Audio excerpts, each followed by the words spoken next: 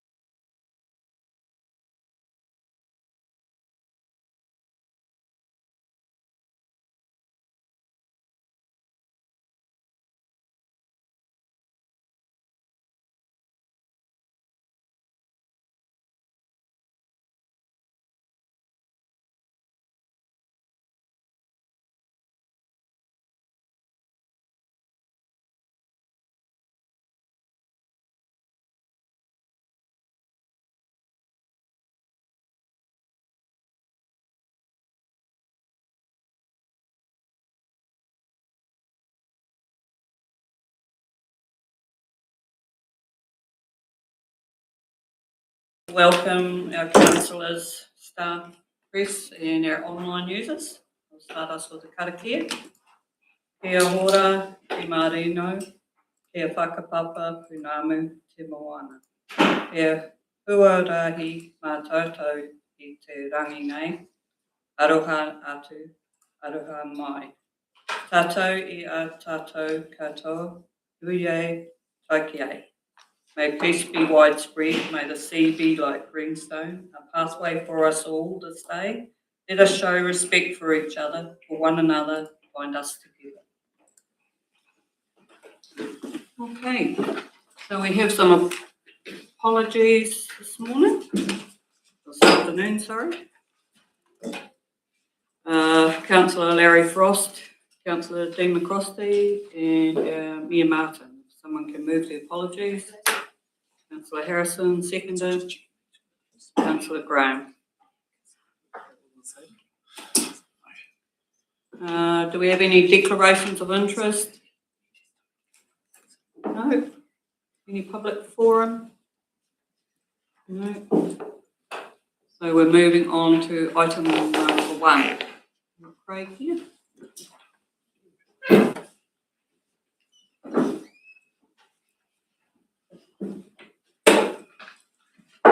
Okay, good afternoon, councillors.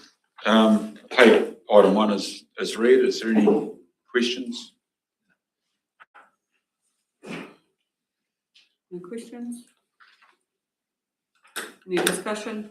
No discussion. We have 2 recommendations. Council receives the temporary road closure of Burma Road Hill Climb report, and whether we approve or do not approve of this temporary closure Saturday the 27th of June 2026 from 8 AM to 6 PM. Anyone who wants to? Councillor Catherwood? Yeah, I'd happily move that we receive recommendation 1 and 2 is reads with approves. The council approves temporary road closure. Thank you. Do we have a seconder? Councillor Cotton. All those in favour? Aye. Aye. Unanimous decision. Thank you. Moving on to item 2. I'd like to table that as read as well. And again, any questions, comments? Questions, comments? Right. We have someone that wishes to move this?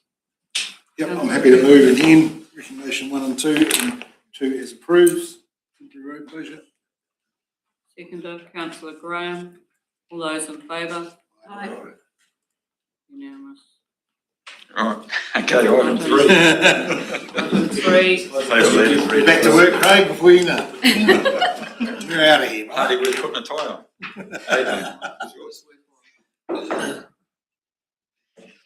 Taking this item 3 as paper as read.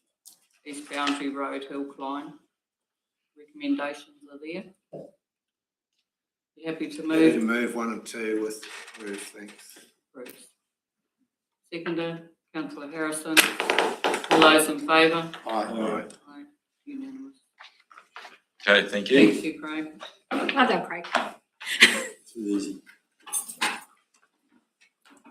So, item number 4, confirmation of minutes, be true and correct, 30th of April. Happy to move.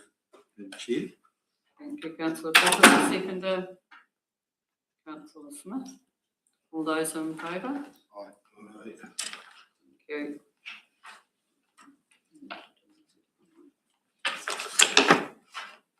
Just insurance. Page 20.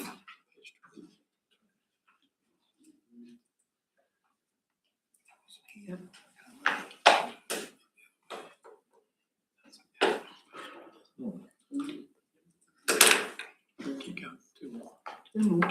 Sorry, guys. Okay, so we have to be noted risk and insurance meeting held on the 30th of April. Someone to note those, please. Councillor McDermott, seconder. Thank you, Councillor Cotton. We have to move them. Just noting, aren't they? Just keep going. Page 31. 31.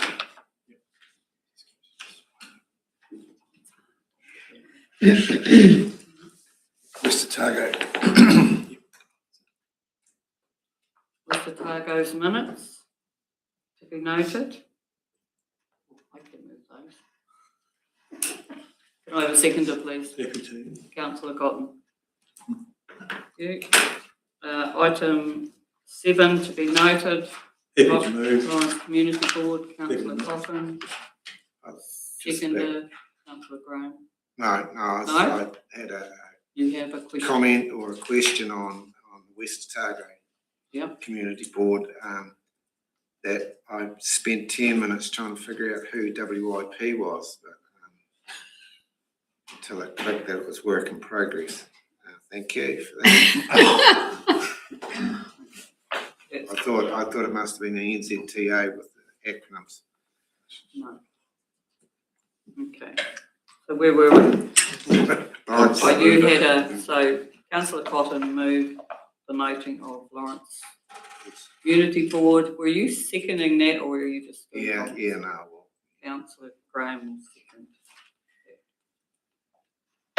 So Youth Council minutes for noting. Thank you, Councillor Harrison. Seconded, Councillor Smith. You have any comments on the Youth Council? Everything's going good? Everything's going well, yes. Good projects underway. Councillor Cotton. Thank you, Madam Chair. Just a comment. I know that what we're calling it, been on the 18th of June or thereabouts, they're having a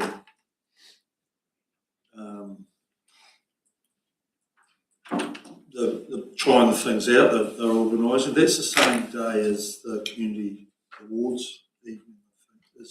Will that clash with Oh, that? the Have a Go Day? Yes. Yeah, that's been suspended for Okay. further notice, yeah. We've got a lot of other bits and pieces to get through, so the Have a Go Expo has been put off probably till next year. Okay. Thank you. So we'll move on to item 9, which is the mural. Just move that we receive it. You want me to do that? We'll go around the table, see what you've been up to, and then we'll can receive this report. So let's start with Councillor Smith. you caught me up. Oh, okay. Just using normal community meetings and council meetings and workshops. Me. Thank you, Councillor Caswell and Councillor Harrison. Yeah, I've been to CDC Youth Council and obviously the usual council stuff with the annual plan hearings, really fun meeting.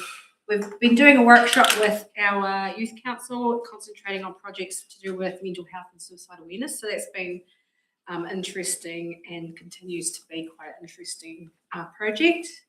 And yeah, been to a couple of the LGNZ briefings talking about the unitary council, so they've been quite interesting as well.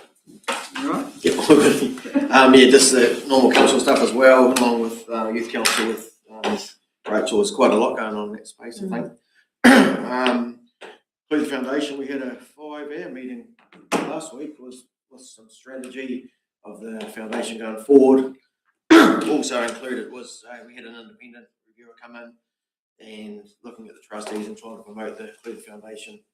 And then we had our meeting after that, so quite a big day, but some really good stuff come out of it. I'll do a report on that when we get the report back. And it's looking at expanding the foundation out a bit too. And if we get it brought into this amalgamation, what that will mean. And Rec Centre committee meeting last Monday as well. So, Thank you. Can I just ask a question? You said you're expanding the foundation. Do you talking about expanding the area? if just getting out a bit in the Clutha district foundation, but there's Dunedin's looking at setting one up, and we're just not we want to keep it as the Clutha foundation. Yeah. But there's also talk on if we get soaked up by other councils, how that would look. Yeah. Shouldn't hold it. Yeah. Shouldn't, but we don't want to be soaked up by others. Because you're not a council, it's not a council affiliated. No, it doesn't, no, but it's just, there's been a bit of push. Queenstown that is looking at setting up and they want to, and a Targa, and they're going to call themselves Targa Foundation instead of Clutha. Like Dunedin will be one that call themselves a Targa. We've rejected that for the fact is it looks like would soak us up. It seemed peculiar because there's already a Targa Community Trust and the Central Lakes Trust. Yes, You'd wonder why. it's in the naming more than anything. Yeah. We don't want our punters to be confused, so we've rejected some of the naming of some of those trusts. Thank you, Madam Chair. With amalgamation on the horizon, there are various community boards and other organisations around that have little funds that they support the community with, and it could be something where they end up, as with the Clutha Foundation. I know there's 3 or 4 in Lawrence. So it's probably quite good to try and keep our own identity. That has been noted, and it's also, there could be some council stuff that could be taken on as well. So, thank you. Councillor McTimoney. I think we had a water portfolio meeting, citizenship ceremony, Clinton Club Resilience Group meeting, which is another group that's formed. Mural Relief Fund. I think that's all. Yeah, and then all the other stuff. Thank you. And a Hobart Committee meeting. Yeah, just the normal meetings. I did miss a council meeting and a risk insurance, but hey, I'm all right now, so don't. Thank you for all your concerns. I did have a museum trust board, and I did note that it was noted that our contributions were, or the difference in what they expect from us and what we give them is being taken up by the Dunedin City Council. They pay it, so go away happy after I've looked at Andrew Sims. And, perhaps not all good. Thank you, Councillor Cotton. Thank you, Madam Chair. Obviously, what everyone else is doing for Waters portfolio. Also, that day I sat in on a meeting with Calder Stewart, along with the Mayor and the Chief Executive and Clutha Development Senior Staff, which was quite an interesting chat. And also had a Clutha Development Strategic Planning meeting. Same day we had the Mural Relief Fund meeting. And the other thing out of the ordinary from everyone else was I attended the Electrify Clutha seminar at Tacoma on Tuesday night, which I found quite informative. Plus everything else. Thank you, everyone. I've sort of basically done everything that everyone else has done. I did attend the Otago Mural Forum last Friday. After it was a long drive, I can tell you, after annual plan decisions to get to Queenstown. But never mind, I got there done, and we'll go to Te Rapu Taio meeting tomorrow in Invercargill. But so thank you for everything that everybody has put in. We have the mural report here to be received, and like usual, he's been very busy. Someone would like to move. Councillor Graham and Councillor Harrison. Thank you. So item 10. This is Chief Executive's report. Happy to take that as read, Madam Chair, and if I can answer any questions, otherwise they'll be noted.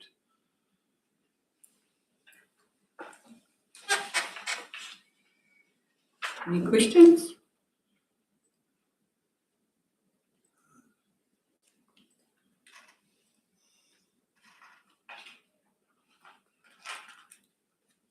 Yes, Madam Chair. Just one question through you about the civil defence and emergency management. How far away are we having someone new in that role? That will be a discussion. I've had an initial discussion with Matt Alley, who is the group manager for that. They're looking to initiate the procurement process, the recruitment process, relatively soon. But whether that's a 1 month process or a 3 or 4 month process, that's to be confirmed. But that doesn't mean we aren't without cover in that period. So there are other CDM Otago staff who will be covering while we have a vacancy. Thank you. Any other questions? No. I have someone to note that report. Thank you, Councillor Cotton. I seconded. Councillor Catherwood. Amy. Okay, item 11. Internal Services Department update. Thank you, Madam Chair. Happy to take that report as read and answer any questions. Just one thing I will note is that Lagoima requests aren't really slowing down. They're still coming thick and fast for a variety of different bits of information. Some of them look a bit tough. Yeah, I will point out that we don't have to make any information up. We've either got the information or we haven't. And we have a procedure to charge for it if it's going to take more than a certain length of time, and they get a cost estimate for that, and then they decide whether they want to do that or not, want to proceed with that or not. But usually we clarify the query and get to a point where we're not charging for it in most cases when that happens. Anything else? Nice to see there's lots of staff, all those vacancies are filled. That's positive, I think. Yes. Yep. Someone that we received that report, please. So moved. Councillor Cotton, second Councillor Harrison. Item number 12.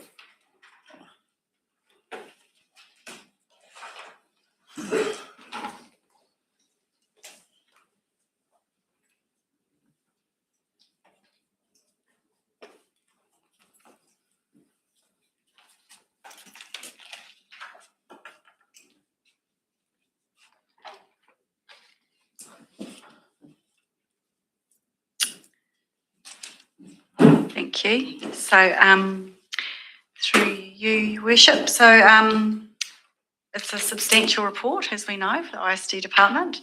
So, I guess I will consider that, take it as read. And if you're wanting us to go through each section, or if you have questions that I can respond to, I suppose one area that we can see is that the solid waste team are really getting actively out amongst the community now with the appointment of our new waste education officer and the transition from a prior team member to another one, as well as our waste minimisation officer role.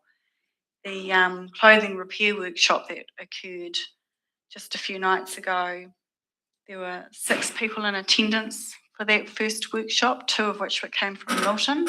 And by all accounts, the people really did enjoy and appreciate that. So that was a real positive to see there. Yeah, so if there's any questions, I'm happy to answer. Can I ask one? Yeah, please. Donna, there's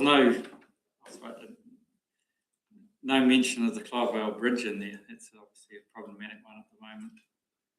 And constantly getting asked on updates as to when that might So through you. spring into action. Yeah, so it's through you, Worship. So that's still in the scoping procurement phase. So it's actually not a capital project at this point in time. It's more being managed by operations, where the maintenance contractor will be working through that. It's quite a big one. Would you like us to add Clydevale into this? When it happens, it happens. But it's Happy to. Yeah, it's going to be quite a substantial bill. It's an extra bill that really wasn't needed. Yeah. So I should actually retract what I just said. It will be part of capital project work. Well, we haven't decided yet. It's either going to be under the bridge maintenance 114 with replacing some of the balustrades and rails, or it will be under a bridge replacement. We're still doing the scoping and discoverables with that, but we can definitely add that to the report. Not a problem. I just thought bring your attention as well to our staff movements. We've had 2 team members resigning in the asset management space, which is a very critical time for us. And it could have been a risk. We are mitigating that risk by reaching out to externals to help cover and support those roles at the moment, mainly because it's right on year end, it's right on annual plan, it's right on the creation of the activity management plans and the long-term plan.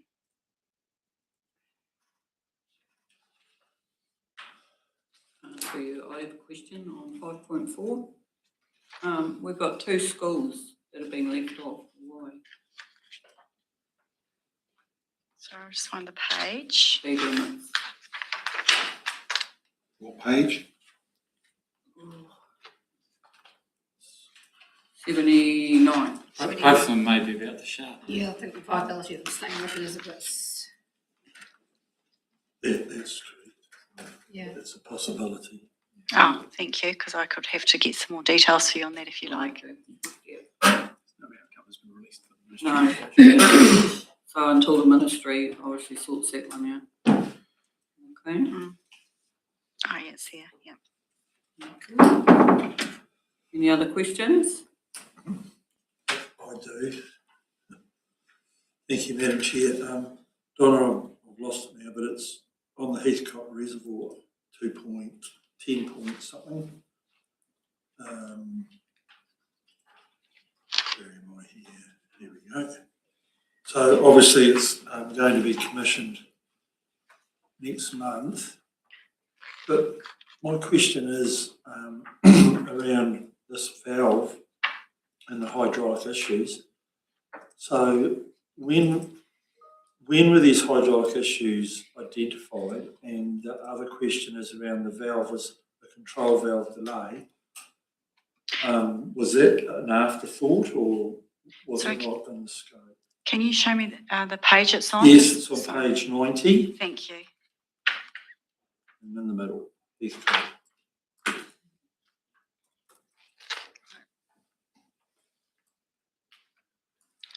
Sorry, can you repeat the question, please? Yeah, no, it's okay. So the first one is around the hydraulic issues. Have you any why that happened? Was it to do with the sighting or something like that? And then my second question was around the control valve. Is that something that's come along later or after the original scoping, or is it something that's just couldn't get for that whole period of time just due to availability? So through you, Chair, I'll have to come back on that detail in regards to the control valve.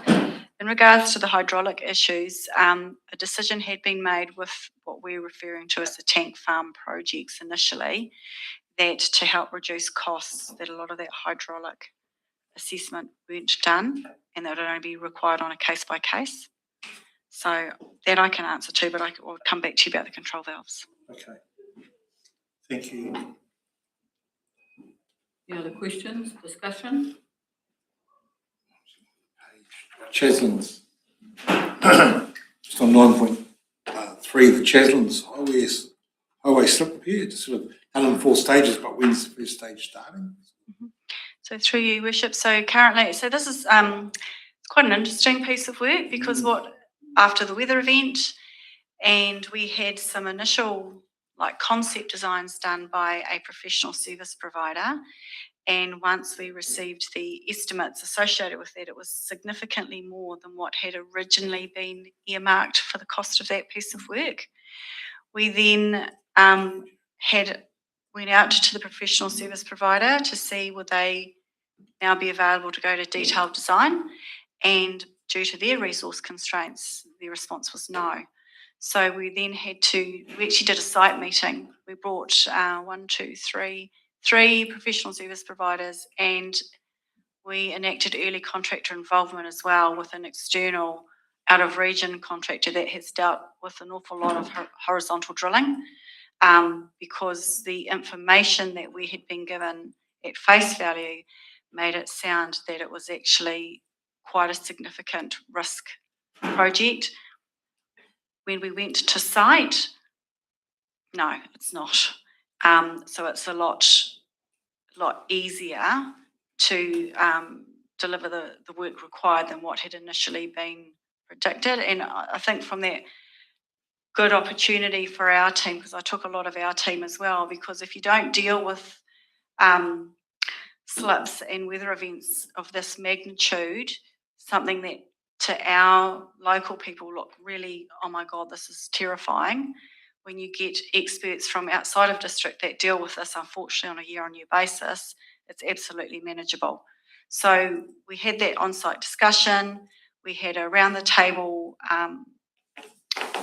open discussions with the contractor and the professional service providers. We've then went out and got estimations of requests for proposals from the other professional service providers following that site meeting, because the original one declined to continue.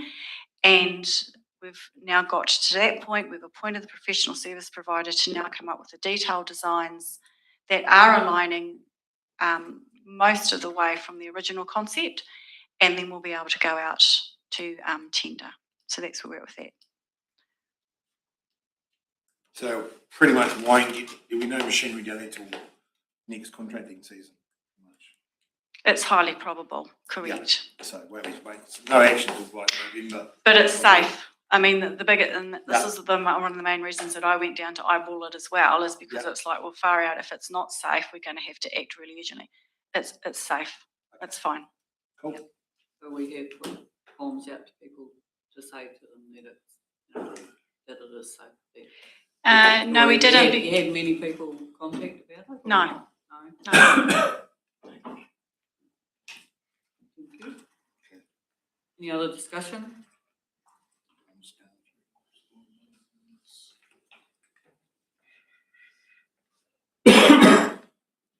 Thank you, Donna. A very comprehensive report. Thank you. If I can get someone to move that we receive the infrastructure strategy and delivery update report dated 28th of May 2026. Thank you, Councillor Brown. Seconder. Councillor Coleman. Thank you. Thank you. We have Linda here.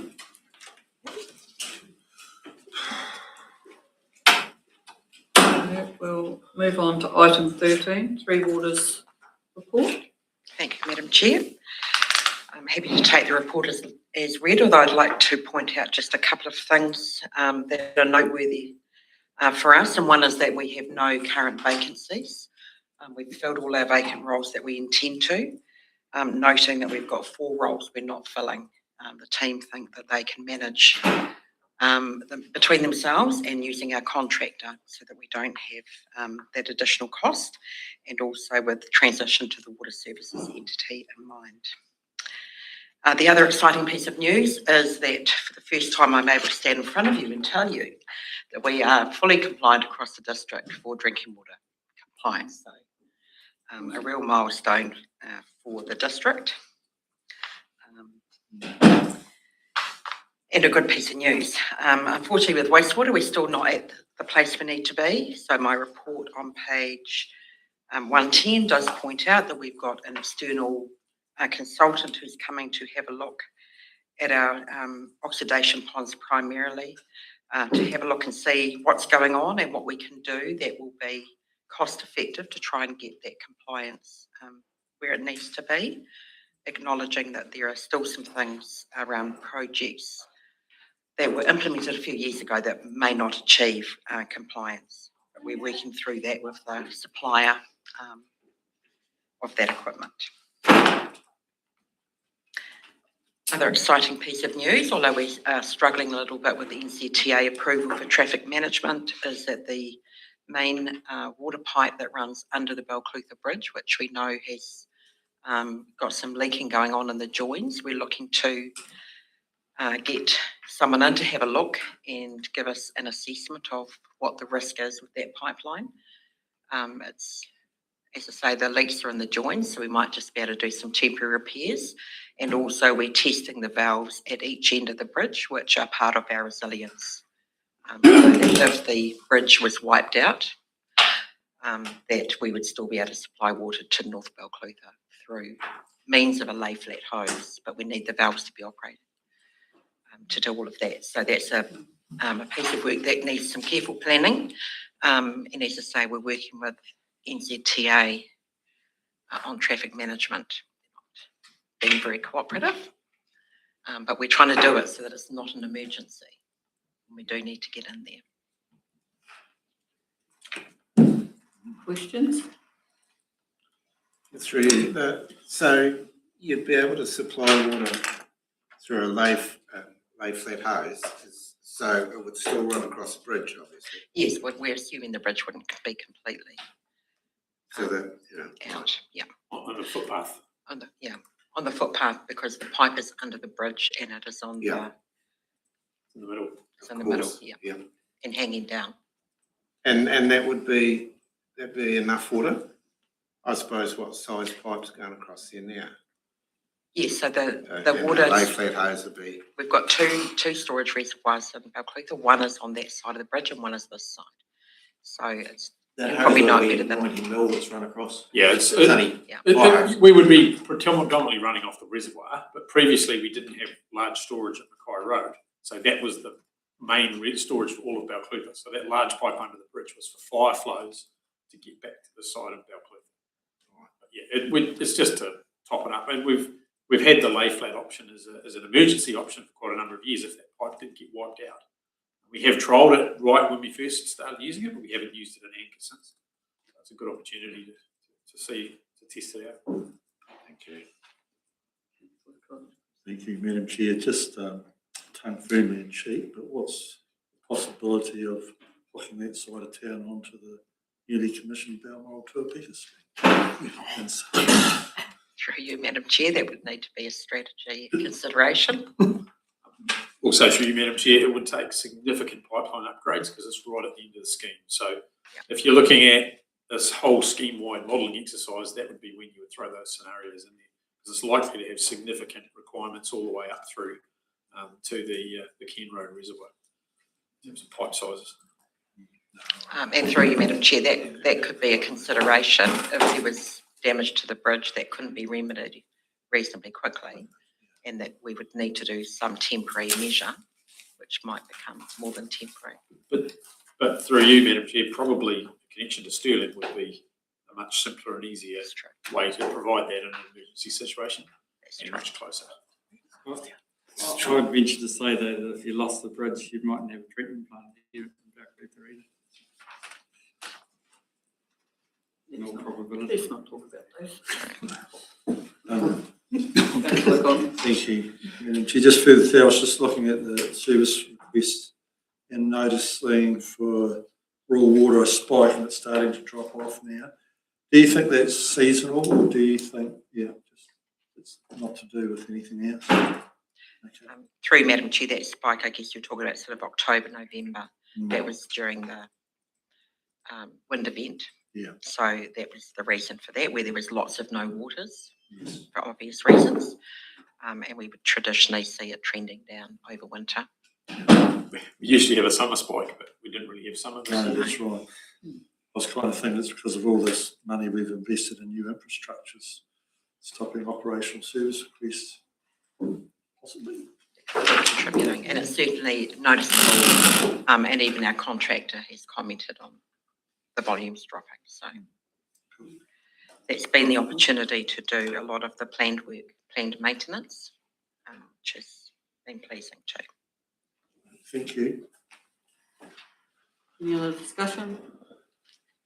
Right, can someone move that we receive the three waters? Happy to, Madam Chair. Thank you, Councillor Cotton, seconder. Councillor Harrison. Okay. Move on to item 14.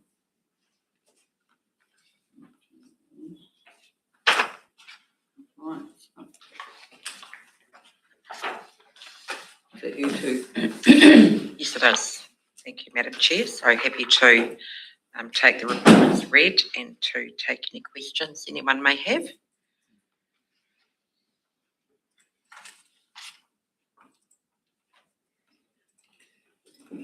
Yeah, with their treatment plants in the red, or several of them in the last month or so, is that a common, to do with discharge parameters, is that a common theme for most of them? Or does it vary? So through you, Madam Chair, you mean the wastewater treatment The plants? wastewater treatment plants. Some of them, so the explanations are there for each. So some of it is around discharge flows.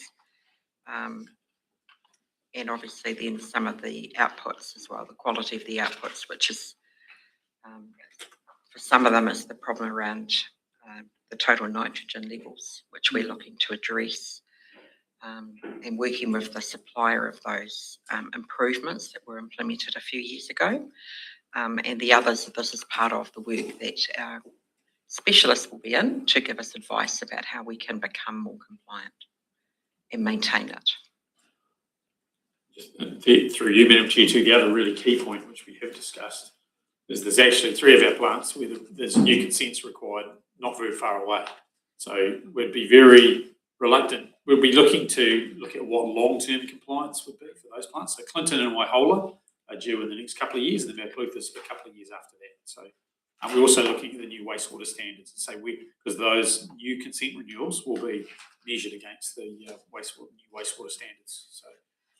And for us, the wastewater standards potentially aren't going to save us lots of money, especially with our discharges into smaller receiving environments.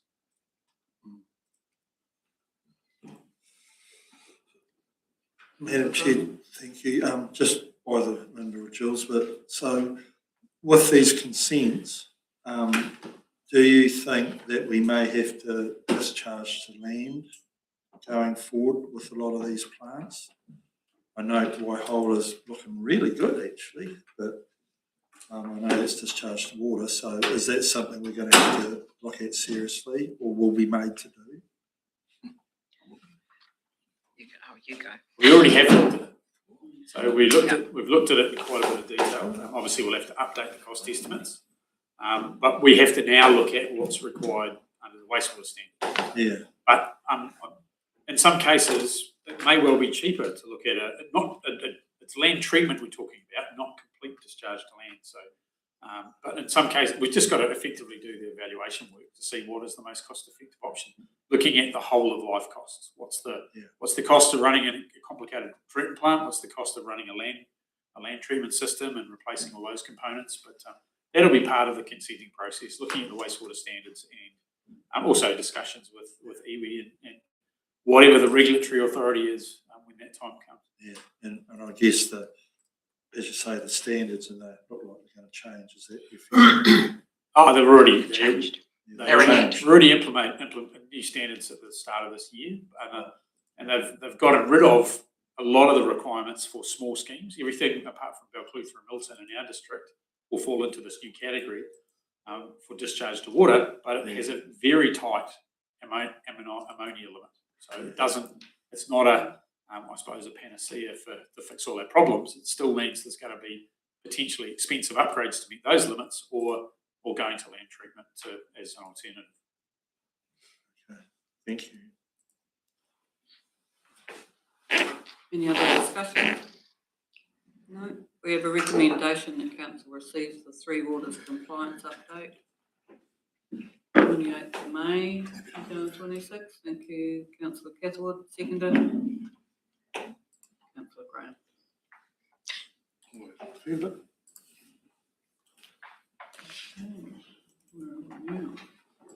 Thank you, Linda. Thank you. Yeah. Okay, we are moving into public excluded session report. Someone can move us into Councillor Graham, seconded, Councillor Harrison.